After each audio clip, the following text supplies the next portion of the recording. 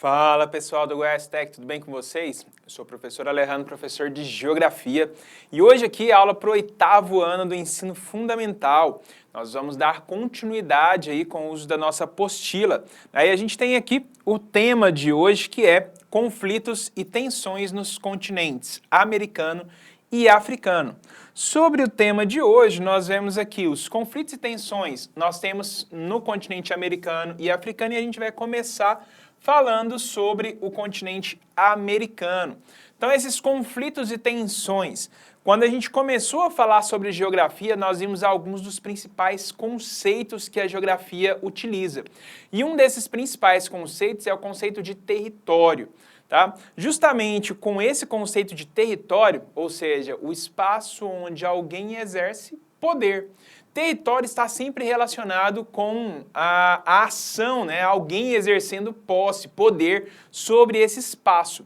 Então, esse sentimento de posse é justamente o que causam a maioria dos conflitos no nosso planeta. Tá? Aliás, eu só não vou utilizar a palavra aqui todos, porque sempre que a gente utiliza esses termos, acaba que pode acontecer alguma exceção, né? Mas os conflitos atuais, a gente vai ver sempre esse conceito aí de território. Alguém querendo exercer poder, a disputa de poder sobre um determinado espaço. E isso vai causar, né, a consequência aí das guerras, os conflitos no nosso espaço. Então vamos lá, no continente americano, nós temos aí esses conflitos, essas disputas por poder. Essas disputas por poder acontecendo no nosso território. Né? E o que acontece? Na América, primeiro, a gente vai observar que o continente americano ele vai ter uma regionalização. Continente americano, a gente vai ver então algumas dessas partes. E primeiro, no continente americano, a gente vai para a América do Sul. E aqui na América do Sul, a gente vai observar que vive um ano de manifestações de rua. Então, várias manifestações, o povo indo para as ruas para se manifestar. Então, essas manifestações, por que ela acontece? Existe uma insatisfação. Então, a população está insatisfeita com algo e elas começam a se manifestar, indo às ruas para protestar, indo às ruas para confrontos, para distúrbios, para resolver crises políticas. E isso onde tem acontecido? Essas manifestações têm acontecido na América do Sul, nos territórios do Chile, da Bolívia, do Equador, Venezuela, do Paraguai, do Peru e a Argentina tiveram protestos em massa, ou seja, grandes protestos, grande quantidade de pessoas foram às ruas. Na verdade, a gente observa praticamente toda a América do Sul. Olha só, Chile, Bolívia, Equador, Venezuela, Paraguai, Peru e Argentina. E então a gente observa que a insatisfação na América do Sul parece ser uma insatisfação geral. E essas crises, né, tiveram protestos em massa e crises políticas que balançaram seus governos, ou, pelo menos, os deixaram bastante abalados. Em alguns deles, como Chile e Venezuela, houve confrontos e, inclusive, chegou esses confrontos a acontecerem mortes. Distúrbios na América do Sul. Aqui a gente tem, né, esse mapa justamente mostrando esses distúrbios. Então, Equador, fim do subsídio e aumento no preço dos combustíveis foi o estopim, né, que levou a população a protestar. No Peru, o presidente dissolveu o Congresso que tentou suspendê-lo por um ano e nomear a vice-presidente. Na Bolívia, impasse eleitoral faz opositores de Evo Morales irem às ruas. No Chile, aumento no preço das passagens do metrô de Santiago. Na Venezuela, crise se aprofundou. Já existia uma crise, ela se aprofundou e a oposição nomeou Juan Guaidó presidente e houve uma tentativa de tomar o poder. No Paraguai, houve manifestações depois que se soube que o governo renegociou com o Brasil os valores da energia de Itaipu em segredo. Na Argentina, com o aumento de pobreza, houve pressão popular para que se aprovasse uma lei de assistência alimentar. Lembrando que esse mapa e essas notícias que nós estamos vendo, né, qual que é o ano de grandes manifestações aqui? 2019. Então, 2019, o contexto aí, a gente vai ter, né, de grandes mudanças políticas, de grandes mudanças nesses territórios. Em cada um dos países houve então um motivo específico que desencadeou o início dos distúrbios e em nenhum deles houve troca de presidente. Então aqui é o motivo que levou, né, o estopim para essas crises, mas não quer dizer que seja o único motivo. Na verdade, a crise ia se instalando e as mudanças iam acontecendo.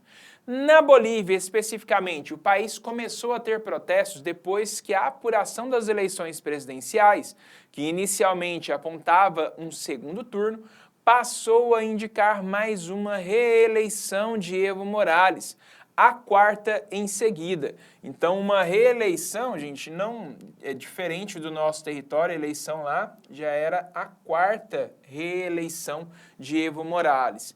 Os partidários do segundo colocado, Carlos Mesa, tomaram as ruas em protesto. Eles denunciam uma suposta fraude. Houve confrontos em Sucre, Oruro, Cochabamba e La Paz, entre outras cidades. Morales qualificou os atos como um golpe, mas acabou cedendo às pressões e anunciou a convocação de novas eleições.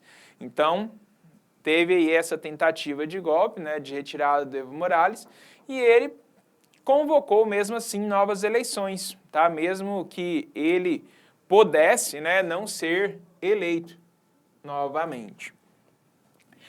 No Chile, a onda de protestos violentos teve início no Chile na segunda metade de setembro após um aumento de 30 pesos, equivalente a 17 centavos, no preço das tarifas do metrô de Santiago.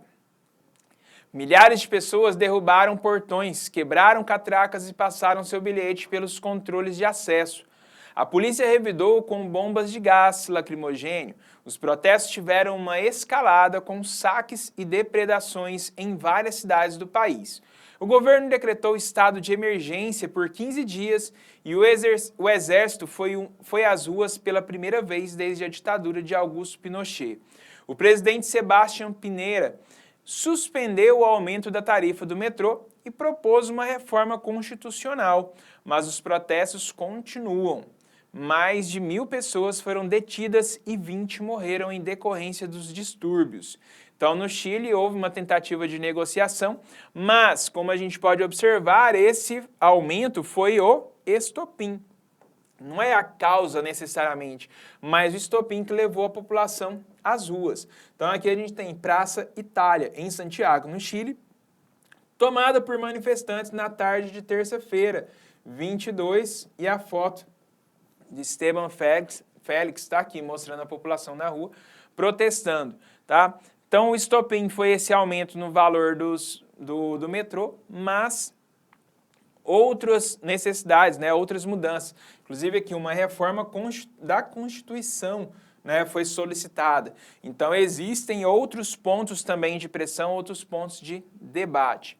Vamos agora observar no Equador o que aconteceu. O país ele enfrentou em outubro 11 dias de violentos protestos e estradas bloqueadas, depois que o presidente Lenín Moreno anunciou o fim de um subsídio aos combustíveis, que já durava 40 anos. Ou seja, existia um subsídio aos combustíveis, já há 40 anos existia esse subsídio, então o subsídio, uma parte, né, do valor do combustível era paga pelo governo, pelo Estado, causando então o fim desse subsídio, o aumento de até 123% nos preços. Parte de um pacote de ajustes para cumprir metas acertadas com o FMI. Em reação às primeiras manifestações, o governo decretou estado de exceção e posteriormente transferiu a sede do governo de Quito para a cidade costeira de Guayaquil. mas as medidas não contiveram as manifestações. Os distúrbios deixaram 7 mortos, 1.340 feridos e 1.152 presos. Segundo a Defensoria Pública, no dia 14 de outubro, o presidente, após se reunir com lideranças indígenas, anunciou que iria revogar a medida que cortava o subsídio. Então, voltou atrás aí no subsídio que o Estado fornecia, né? Aqui a gente tem a imagem de mulheres participando de marcha em Quito, no Equador, neste sábado, dia 12, foto do Daniel Tapia. Então, nós temos aí essa questão no território do Equador. Na Venezuela, vive uma recessão, a inflação há anos, e há uma saída em massa da população do país por causa da pobreza e falta generalizada de produtos. Essa falta de produtos também em decorrência a um bloqueio econômico sofrido. O líder da oposição, Juan Guaidó, se autoproclamou presidente em janeiro e mobilizou opositores. No fim de abril, ele tentou organizar um levante para derrubar o presidente Nicolás Maduro. Alguns militares aderiram, mas a maioria dos membros das Forças Armadas permaneceram fiéis ao regime chavista. Houve confrontos violentos em Caracas e ao menos 5 pessoas morreram, de acordo com o levantamento da ONU. As mobilizações posteriores foram mais fracas. Então nós temos uma situação aqui diferente também no território da Venezuela. Ela é o único país fora da região do Oriente Médio que faz parte da OPEP, que é a Organização dos Países Exportadores de Petróleo. E com esse potencial petrolífero, né, nós temos aí um olhar diferente da geopolítica internacional, um olhar diferente para a Venezuela. Inclusive esses boicotes econômicos, esses bloqueios econômicos que a Venezuela sofre, também é em decorrência à quantidade de petróleo que ela possui. Então, como exportadora de petróleo, alguns países entendem que, principalmente países aqui, né, da América, principalmente Estados Unidos, entende que a Venezuela deveria ser um aliado vendendo o petróleo a um preço mais barato para o próprio Estados Unidos. E é claro, Estados Unidos não tendo essas liberdades, acabou promovendo esses boicotes econômicos e promovendo a intervenção política no território da Venezuela. Então o boicote econômico e esse impasse na situação política e econômica da Venezuela tem contribuído também para que ela tenha a falta de produtos dentro do seu mercado e contribuindo para que a população acabe sofrendo aí com esses boicotes. A população tendo aí, uma grande parcela da população, estando nesse estado de pobreza e impedindo com que a Venezuela volte a caminhar, volte a crescer economicamente. Então, uma situação, digamos, um pouco mais complexa do que no restante dos países da América do Sul. Tá? Então, essa situação devido também à questão do petróleo, tá? E os boicotes econômicos que são impostos, tá certo? Lembrando que o presidente foi eleito, né? E a gente vai ter ali a tentativa de retirar um presidente eleito do poder, tá? E não é a pedido da população, mas as intervenções de outros países, tá certo? Seguindo aqui, nós temos o território da Argentina. E aqui a gente observa, manifestantes exibem faixa pedindo emergência alimentar em frente ao Congresso em Buenos Aires, na Argentina, no dia 4 de setembro. E aqui a gente tem a foto da Natasha Pizarrenko por uma lei de emergência alimentária. Essa lei de emergência alimentária, na Argentina havia ali, inclusive, a questão dos subsídios na alimentação, né, e que no governo atual foi retirado. Tá? Então a Argentina já vem de um processo de crise, né, econômica, política, e não tem sido fácil os últimos anos desse nosso vizinho. Em setembro, integrantes de movimentos sociais da Argentina protestaram em Buenos Aires para exigir que o presidente Maurício Macri declarasse emergência alimentar para combater pobreza. a Igreja Católica reforçou o pedido. O Congresso aprovou, por unanimidade, um projeto de lei alimentar de emergência para permitir maiores recursos aos programas sociais. A pobreza na Argentina aumentou de 32% para 35%, de 32% para 35,4% no primeiro semestre deste ano, o nível mais alto desde o colapso da economia em 2001. O país terá eleição presidencial essa semana e sem conseguir uma retomada da economia, Macri dificilmente se reelegerá. Aliás, não se reelegeu, né? Não houve reeleição do Macri e a gente tem um novo presidente no território da Argentina. Inclusive, essa situação alimentícia não ficou fácil sobre o novo governo, que cortou esses subsídios na alimentação, tal que contribuiu aí para uma piora no território da Argentina. Seguindo, no Peru, no fim de setembro, o presidente do Peru, Martín Vizcarra, após uma derrota no Congresso, resolveu dissolver a legislatura e convocou novas eleições, o que a lei lhe permite. Em resposta, os congressistas chegaram a votar uma suspensão do líder executivo e nomearam a vice, a parlamentar Mercedes Arauz, para ocupar seu cargo. Ela, entretanto, renunciou ao posto e Vizcarra permaneceu no posto.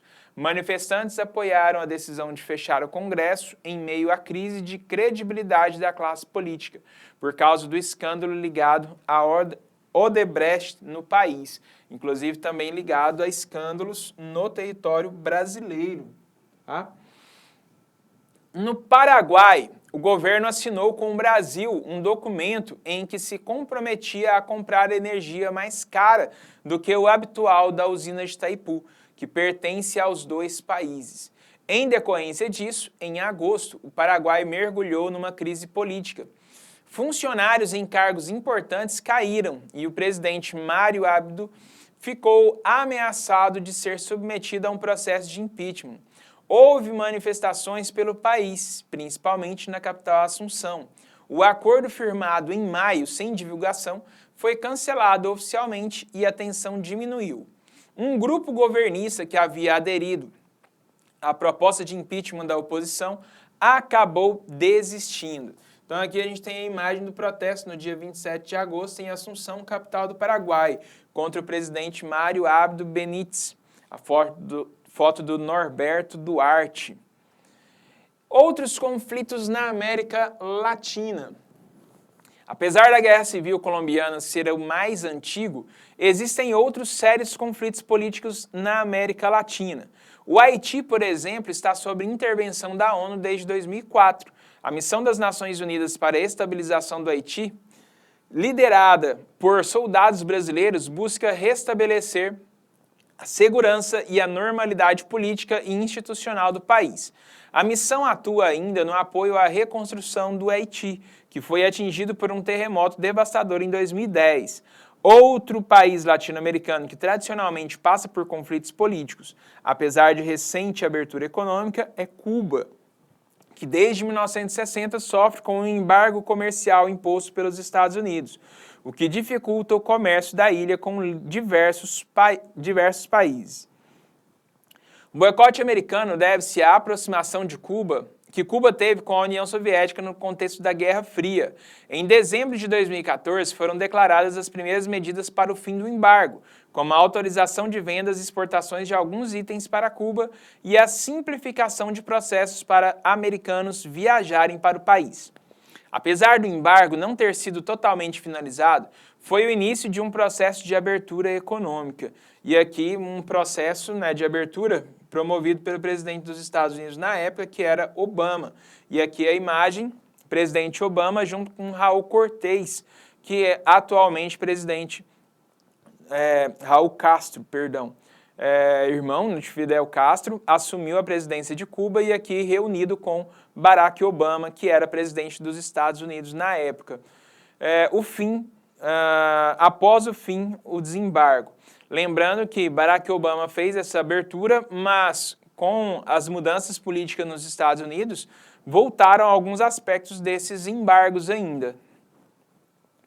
Passamos agora para o continente africano. No continente africano, houveram vários conflitos, principalmente conflitos ligados aí aos processos de independência. É claro que o processo de colonização na América leva a um processo também de ocupação do território africano, com principalmente aí a busca, né, de povos africanos para servirem como escravos na América.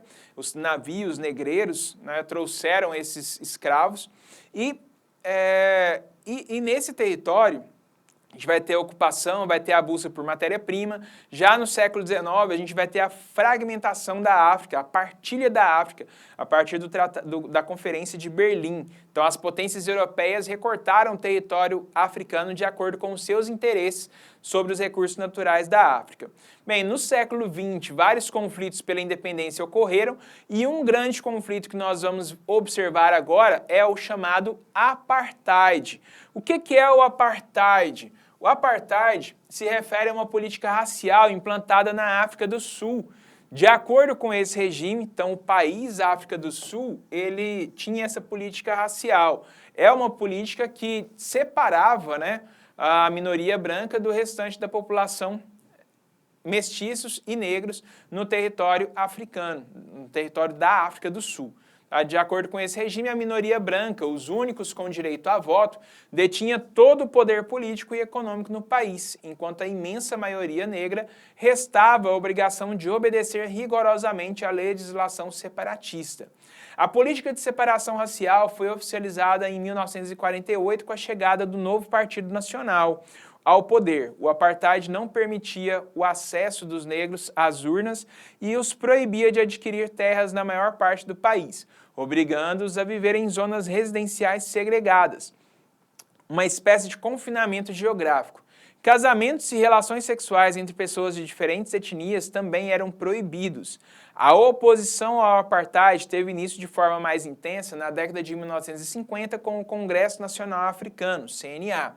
Organização negra criada em 1912, lançou uma desobediência civil. Em 1960, a polícia matou 67 negros que participavam de uma manifestação. O massacre de Sharpeville, como ficou conhecido, provocou protestos em diversas partes do mundo. Como consequência, a CNA foi declarada ilegal e seu líder, Nelson Mandela, foi preso em 1962 e condenado à prisão perpétua. Com o fim do Império Português na África, 1975, e a queda do governo de minoria branca na Rodésia, atual Zimbábue, desde 1980, o domínio branco na África do Sul entrou em crise. Esses fatos intensificaram as manifestações populares contra o apartheid. A Organização das Nações Unidas, a ONU, tentou dar fim à política praticada no país. O presidente Peter Botha promoveu reformas, mas manteve os principais aspectos do regime racista. Aqui uma imagem do Nelson Mandela, que posteriormente foi liberto. Então, com o apóstolo Frederic de Klerk na presidência em 1989, ocorreram várias mudanças e em 1990 Mandela foi libertado e o CNA recuperou a legalidade. Klerk revogou as leis raciais e iniciou o diálogo com o CNA. Sua política foi legitimada por um plebiscito só para brancos em 1992, no qual 69% dos eleitores brancos votaram pelo fim do apartheid. Klerk e Mandela ganharam o Prêmio Nobel da Paz em 1993. Em abril de 94, Nelson Mandela ficou preso até 1990, foi eleito presidente da África do Sul, nas primeiras eleições multirraciais do país. O parlamento aprovou a Lei de Direitos sobre a Terra, restituindo propriedades às famílias negras antigas, atingidas pela Lei de 1913, que destinou 87% do território à minoria branca. As eleições parlamentares de 99 foram vencidas pelo candidato indicado por Nelson Mandela, Thabo Mbeki, descartando qualquer tentativa de retorno a uma política segregacionista no país. Lembrando que a África do Sul, a partir desse momento, ela passou a integrar também um movimento crescente aí, né, na economia e atualmente faz parte do grupo chamado BRICS, Brasil, Rússia, Índia, China e South Africa, a África do Sul. Tá? Então faz parte desse grupo emergente, de economias emergentes do nosso mundo. Agora chegou aquele momento tão aguardado por vocês, hora das nossas atividades. Então vamos lá para a nossa...